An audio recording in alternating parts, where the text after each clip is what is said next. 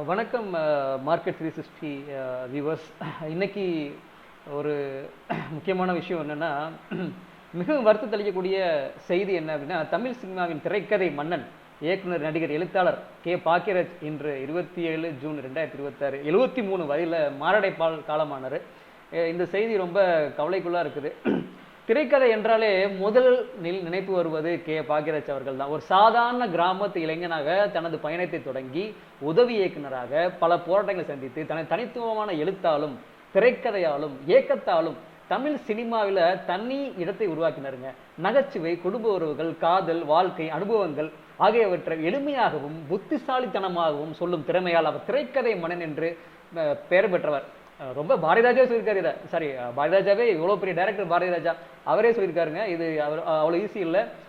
ரொம்ப திரைக்கதை சொல்றது, வசனகர்த்தா, இதுலாம் ரொம்ப பெயர் பெற்றவர் திரு பாக்கியராஜ் அவர்கள். முந்தானை முடிச்சு, அந்த 7 நாட்கள், தாவணி கனவுகள், சின்ன வீடு, இது நம்ம ஆளு போன்ற பல வெற்றி படங்களை கொடுத்தவர் பாக்கியராஜ். 1984 நினைக்கிறேன், தாவணி கனவோட விநியோக உரிமை மட்டும் 1 கோடி ரூபாய். 1984 1 கோடி ரூபாய்னா ஜஸ்ட் திங்க் பண்ணி பாருங்க, அவ்வளோ ஈஸி கிடையாது. அதை உருவாக்கியவர் கே பாக்கியராஜ் அவர்கள். என்ற பல படங்கள் அவர் இயக்குனர் மட்டும் கிடையாதுங்க, நடிகராக இருந்திருக்காரு, திரைக்கதை ஆசிரியர், வசனகர்த்தா, தயாரிப்பாளர், இசையமைப்பாருங்க. இசையமைப்பை வந்து அவ்வளோ இசையில நிறைய பண்ணியிருக்காரு அவர். எழுத்தாளர், பாக்யாங்கிற வீக்லி புக்கை வந்து பண்ணிட்டு தான் நான்லாம் படிச்சிருக்கேன். நிறைய கேள்வி பதில்கள் நிறையா இருக்கும். ரொம்ப சிறப்பாக பண்ணிக்கிட்டு இருந்தார். இது மாதிரி பல திறமைகளை வெளிப்படுத்தியவர் திரு கே பாக்கியராஜ் அவர்கள்.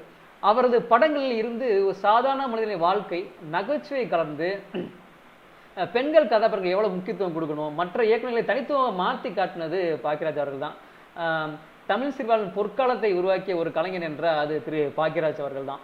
இன்னைக்கு நம்ம இல்லை அப்படின்னு சொல்றது ரொம்ப ரொம்ப வருத்தக்கூடிய செய்தியாக இருக்குது. 1953 நினைக்கிறேன் பிறந்து, கிட்டத்தட்ட 73 வயசு. 2006 வரைக்கும் 2026 வரைக்கும் அவருடைய 73 வயசுல அவர் காலமாக இருக்காரு. கிட்டத்தட்ட இப்போ ரீசெண்டாக தான் 50 வருஷம் செலிப்ரேஷன் அவருக்காக திரைத்துறையில் அவர் 50 வருட பயணத்தை வந்து திரைத்துறை கொண்டாடினாங்க. அதையும் நம்ம பார்த்துருக்கோம். நிறைய விஷயங்கள் முதல்ல 16 வயதில் படத்தில் அவருடைய குருநாதர் பாரதிராஜாவோட தான் ஸ்டார்ட் பண்ணார். அந்த படத்திலே பல விஷயங்கள் அவர் நல்லா இருக்குன்னு சொல்லி ரஜினி சார், கமல் சார், ஏன் பாரதிராஜா சாரே பல தடவைகள் அவரை பாராட்டியிருக்காரு. அப்பேற்பட்ட பேருக்கு சொந்தக்காரர் திரு பாக்கியராஜ் அவர்கள். கிட்டத்தட்ட அவர் படங்கள் நிறையாவே வந்து அவரை ஒரு முட்டாள்தனமான ஆளாவே காமிச்சிட்டு இருப்பார். அந்த படங்கள்லாம் பயங்கர வெற்றி பெற்றுச்சு. அவர் எப்போ ஜீனியஸாக ஒரு படத்தில் காமிச்சிட்டு வர அந்த படங்கள் தான் அவர் தோல்வியை தழுவினது. நான் அப்படிதான் பார்க்குறது, என்னுடைய கருத்துங்க. நான் அவளை அப்படிதான் பார்க்குறேன். அதே மாதிரி எம்ஜிஆரால், முன்னாள் முதல்வர் எம்ஜிஆரால் தனது கலை வாரிசு அப்படின்னு அறியப்பட்டவர் திரு பாக்கியராஜ் அவர்கள். அமிதாப்போட நடிச்சிருக்காருங்க. அமிதாப்போட நடிச்சு ஒரு படம் பயங்கர ஹிட். அந்த படமும் ரொம்ப முக்கியம். அரசியல் கட்சியை வந்து எம்ஜிஆர் முன்னேற்ற கழகம்னு வந்து ஆரம்பிச்சாரு. அது அந்த அளவுக்கு சரியா போகாதனால அதுக்கப்புறம் என்ன பண்ணாரு, 2006 கலைஞரோட டிஎம்கேல இணைஞ்சாரு. அதுக்கப்புறம் அவர் அரசியல்ல. அதே மாதிரி இன்னொரு விஷயம் சொல்லணும்னா, பாரதிராஜா சார் மிகப்பெரிய ஆளுமை. இந்த அவரை பற்றி என்னை பேசுகிறேன். ஆல்மோஸ்ட் 17 நாளுக்கு முன்னாடி தான் பாரதிராஜாவும் இறந்து போனார். அவர் பையன் இறந்ததுலேருந்தே பாரதிராஜா சார் வந்து ரொம்ப வீக்காக தான் இருந்தார். அவர் மனசுக்குள்ளே ஒரு நல்ல இது இல்லை, ரொம்ப ஒரு மாதிரி மனசு உடஞ்சி போய் அதுலேருந்தே கொஞ்சம் வீக்காக தான் இருந்தார்.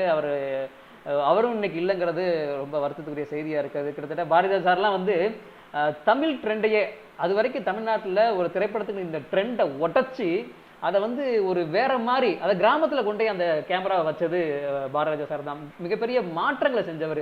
அது வரைக்கும் ஒரு சமுதாயத்தை சேர்ந்தவர் மட்டும்தான் பெரிய அளவில் இருந்துகிட்டே இருந்தாங்க. ஒரு சாதாரண மனிதனாலும் ஒரு இயக்குனர் ஆக முடியும்னு சொல்லி நிரூபித்தவர் திரு பாரதிராஜா அவர்கள். அவருடைய எண்ணற்ற படங்களை வந்து எல்லாருக்குமே தெரியும். அப்பேற்பட்ட ஒரு மனிதர், மாமனிதர், ஏகப்பட்ட படைப்புகளை உருவாக்கிய பாரதிராஜா அவர்கள் இன்னைக்கு இல்லை. குரு இறந்து 17 நாள்லேயே வந்து பாக்கியராஜ் அவர்கள் இறந்துட்டாங்கிறது மிக வருத்தத்துக்குரிய செய்தியாக இருக்கு. அவருடைய ஆத்மா சாந்தியடைய நாம் இறைவனை பிரார்த்திக்கிறோம். வரலாற்றை மாற்றிய ஒரு மாபெரும் கலைஞர், இயக்குனர், இமயம் பாரதிராஜா அவர்கள். 1944 ஆண்டு தேனி மாவட்டம் அள்ளிநகரத்தில் சின்னசாமி என்ற பெயரில் பிறந்த பாரதிராஜா அவர்கள் சிறு வயதில் கலை மற்றும் இலக்கியத்தின் மீது அதிக ஆர்வம் கொண்டிருந்தார். சினிமா மீது இருந்த கனவுகளுக்காக சென்னை வந்தார். ஆரம்ப நாட்களில் பல சிரமங்களை சந்தித்தார். திரைப்பட ஸ்டுடியோக்கள் வாய்ப்பு தேடி அலைஞ்சார். பல முறை நிராகரிக்கப்பட்டாலும் தனது கனவை கைவிடவே இல்லைங்க அவர்கள். அந்த போராட்டத்துக்கு பின்னர் அவரை உச்சத்திற்கு அழைத்து சென்றன. அது என்னன்னு அப்படின்னு தான் பார்க்க போறோம். 1977 வெளிச்சத்தில் உருவான 16 வயதில் என்ற திரைப்படம் தமிழ் சினிமா ஒரு புரட்சியை ஏற்படுத்தியது. அதுவரை ஸ்டூடியோ செட்டுகளில் எடுக்கப்பட்ட படங்கள், உண்மையான கிராமங்களில் கொண்டு சென்றவர் திரு பாரதிராஜா அவர்கள். மண் வாசனை, கிராமத்து மனிதர்களின் இயற்கை காதல், உணர்ச்சி பூர்வமான கதைகள், அவை அனைத்தும் தமிழ் சினிமாவுக்கு அறிமுகப்படுத்தியவர் அவர்.